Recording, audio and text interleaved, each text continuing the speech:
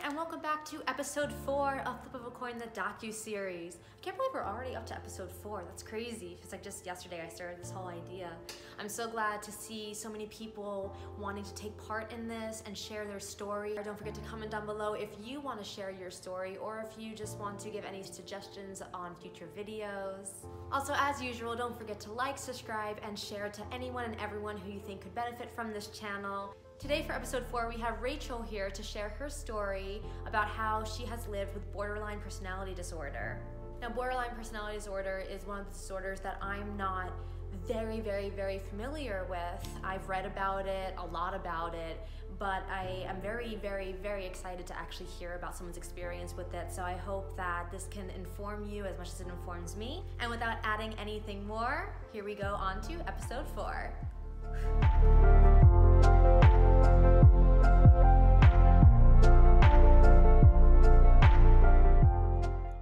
Well, everyone give a warm welcome to Raichyl. Raichyl, say hi to everyone.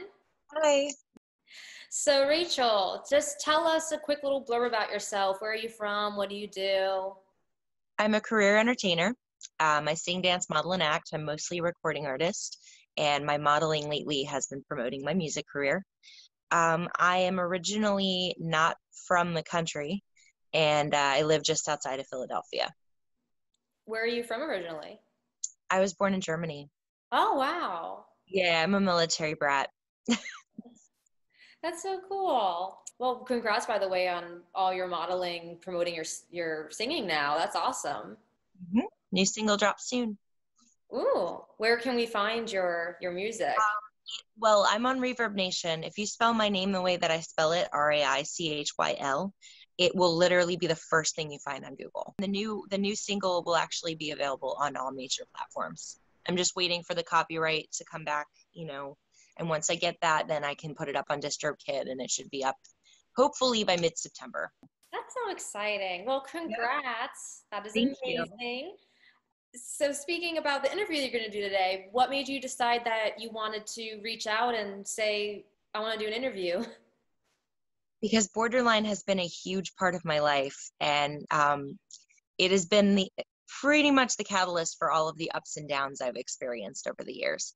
So up until a few years ago, I didn't even know why it was happening to me. A lot of people say that it's just something that happens to most musicians get borderline, because we are so immersed in like the character part of ourselves that we kind of forget who we are, and we have this like impulsivity and need to just like do all of these things that aren't necessarily good for us. Like people are, drug addicts and alcohol abusers, and they get into all of these things. So about your actual story, and you can say as much as you want or as little as you want, just whatever you're comfortable with. I would love to hear about your life with borderline and what you've gone through. I always knew that there was something wrong. I had extreme impulsivity. I get addicted to things easily. It's really hard for me to give things up. And I would like go to my counselor and, be like, why doesn't anybody like me? Why do I do this, and this? And they never quite had the answers. They would just kind of like try to counsel me. And also growing up, I always kind of felt like there was this other side of my personality that like one side of me is super motivated and super like ready to go and has all of her ish together. The other side of my personality likes to knock down my metaphorical block tower. So basically everything that I do that is good in my life, the other side will come along and it will just destroy everything. It will burn bridges and break relationships and cause all kinds of mayhem and make me impulsive and out of control. And sometimes it's more than just those two characters. There's a lot of different characters that I've played over the years, and I did it involuntarily. I didn't realize that it was a part of something bigger. Well, I found out a couple of years ago that I was a twin. Really quickly, if I just may ask, because I'm not too familiar with borderline. So when you have like that other side that wants to break the relationships and do the impulsivity and everything, you're aware though that that's you, right? It's not like a split personality. Sometimes. sometimes? It's not quite like that. Like a lot of people are like, well, if you're aware it's there, it it can't take over. And it's like, yeah, I've acknowledged and I know that it's not another person. I'm aware it's me. But Mm-hmm. that's because I've gone through years of therapy. Mm-hmm. I went through DBT for a year and I've done therapy for the last 2 years, um, extensively discussing what I can do to kind of like put myself back on track when I get, led astray. It happens so fast and so like unforeseen, you know what I mean? Like I'll just be like, everything's go, go, go. And it seems really, really good. And I'll get super overwhelmed and energy around me will just make me feel all kinds of strange. And I'll have a sad day or a decompression day. And there's nothing wrong with decompressing, but then it'll get to be like ritualistic. And then I'll like have to actually like struggle to get out of bed. I'll have to like really push myself. So that's the depression side of it. And then there's the anxiety side of it. Like when I pack for any gig, even if it's something that's only going to be a couple of hours, I get such extreme anxiety that I just can't function putting things in a bag. I have to actually like slow down, breathe, take my time, make a list, like really like focus on it. Because if I don't, I just like get so overwhelmed that I just shut down. So a lot of that apparently is all under the umbrella of borderline. What makes borderline different than bipolar is that we also have the depression, the anxiety, the impulsivity, the obsessive compulsive behavior. All of those things fall under that umbrella. For years, I would get obsessed with people. Like I would find a classmate that I found attractive, and it's not like a normal crush. It would be like I'm straight up obsessed with this person for like 3 to 5 years, and I couldn't break out of it unless they told me I don't want anything to do with you, or I found somebody else to fixate on. And oftentimes that was just really difficult. And that was all the way growing up. As far as having the two sides, I found out a couple of years ago that I'm a twin, and that the other side of the other person didn't make it. I either ate or absorbed them, which is creepy. But it explains the looming feeling of having an evil twin in my head. So, and like I said, as an adult, I've kind of come to terms with a lot of this. I've had energy coaching. I've had extensive therapy. I have gone through DBT. I've read tons of books and a lot of self-help books that have kind of like helped me shift my focus. And so it's not as prevalent as it was in my 20s and my teens, but it's still there and it's still something I battle with. My impulse first thing in the morning is hate. Like I have to tell myself that I'm going to have a good day. I have to tell myself that these people that are in my life, I love them, because I'm constantly being reminded that no, they're just using you, or, like you don't like this person. Like, why do you spend time with them? And that's why the period of disconnect is so um, intense, because when I wake up in the morning, I don't immediately just get up and have my routine like a normal person. I have to like talk myself into the day, and that's difficult. Wow, yeah, it sounds it. So I know that you've had therapy and help in that way. So are you able now, when that side of disconnect does start to come on, you're able to kind of talk yourself out of it? However, prior to where you are now, is that when it would take over and then you would start acting It different, was thinking different? right. All of that was so much worse when I was in relationships. And my counselor pointed this out to me many times. She said that, when you're not in a relationship, you're usually fine and you're usually able to maintain and you're usually not as impulsive. Sure, I have a really bad shopping addiction, but, like it's nowhere near the level of impulsivity of needing to party every night or escape everything as it is when I'm in a relationship. I don't get rage 3 when I'm not in a relationship, because nobody's pushing me, nobody's triggering me. I don't have these knockdown drag outs. And my last relationship was so like innocent that like we didn't have any like turmoil whatsoever. And that was like the first time in my life that I experienced that. So coupled with domestic violence, borderline symptoms are amplified because you're in a situation that is already uncomfortable. It brings out that anxiety. It brings out that depression. It brings out that rage. And the character changes are automatic, because how can you be a good person? How can you be a motivated person when there's somebody else telling you that you can't have those things? So then you just kind of like turn into that other side, and that controls the relationship. After DBT, I have a lot of like grounding skills, and I've learned, when I feel overwhelmed, I have to take deep breaths. Sometimes I write in my journal what I'm feeling, and then I'll rip it up and throw it away. There's a lot of different skills, like imagining you're a tree and your roots growing down into the earth and your branches growing up, and you feel that sense of calm, that you're one with the earth, and you are grounded in this moment. You're no longer anxious. You are comfortable. Things like that. The stop skill was really important when I was in a relationship and I would get in a really bad fight with someone, and I'd just go in the bathroom and I'd like splash water on my face, So those are things I didn't have before. And had I not go into therapy for the last like 2.5, 3 years, I would not be where I am right now. Well, it's so good that therapy has helped you so much. So just shows the importance of utilizing therapy and getting that help.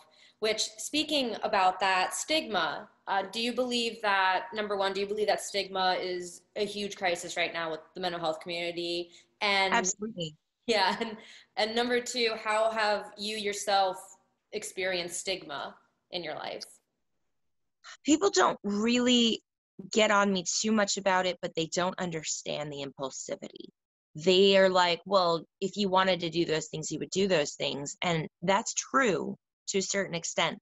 But the obsessive behavior, the constant like putting myself in dangerous situations, I'm nowhere near as bad now in my 30s, but I was in some seriously bad situations in my 20s that I'm not going to get into. But, things that I could have avoided if I didn't have a mental disorder. I feel like I never would have gotten in those situations to begin with. But it's real. As far as the stigma, I had a lot of people were like, well, why are you always in the counselor's office and things like that during high school and in college? But it kind of went away when I would be able to explain what is wrong with me. And borderline is so complex, I can't even condense into words how it works. I know you mentioned a couple before, coping mechanisms. You mentioned the tree, rooting yourself to the earth. What are some other good coping mechanisms that you found over the years? My number one is taking a deep breath, taking a really, really long, deep breath, holding it and then releasing it. It centers me, and it kind of like brings me back to like, right in balance. That's my number one. I started taking a B complex every day along with a multivitamin and a prebiotic, probiotic. And I've noticed a total shift in the way that my mind functions. If I miss my B complex, I feel a little lost. Journaling is huge. I don't know if that's a DBT skill in particular, but that one happens to be, a big deal. I get anxiety when it comes to sleeping. So like I have to calm myself down and ground myself before I go to sleep. So sometimes it's either the 4, 5, 6 or 6, 7, 8. I've been taught it a number of different ways, but basically the deep breath, you hold it for, 6 seconds. You breathe in for 6 consecutive seconds. You hold it for 6 seconds. You release it for 6 seconds. And then you do that for like 7 and then 8. Now I just do it for 10, 10, and 10. So it doesn't matter how long, just as long as you are taking enough breath that you can kind of like just level. Like when you're holding it, you're just leveling. Because I get really bad sleep anxiety. I didn't know that was a thing until recently, that apparently that's pretty common. Like the idea of going to sleep isn't necessarily like something that I want to do, because I'm like, well, I want to stay up and play my video games, but I'm tired. But if I go to sleep, I'm going to have a nightmare or whatever goes in my head, and I have to like calm down. So, and sometimes reading helps. So it just depends.